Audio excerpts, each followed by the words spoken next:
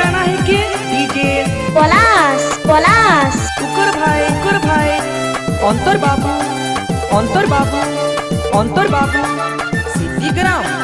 सिद्धिग्राम माँ लक्ष्मी मंदिर के सामने से।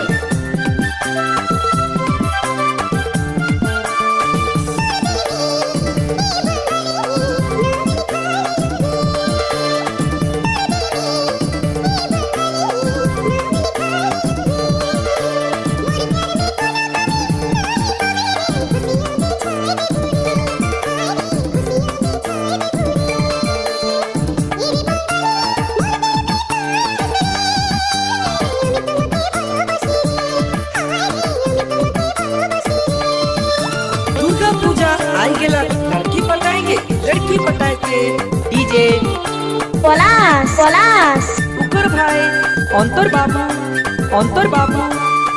बाबू गाना में लड़की नचाए के ले जाएंगे।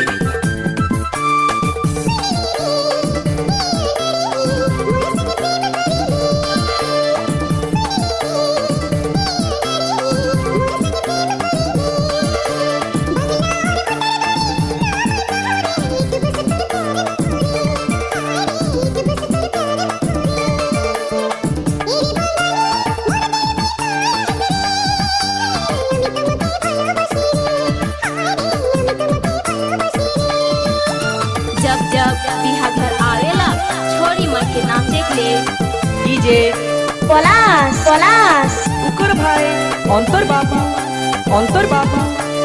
गाना बाजेला। सिद्धिग्राम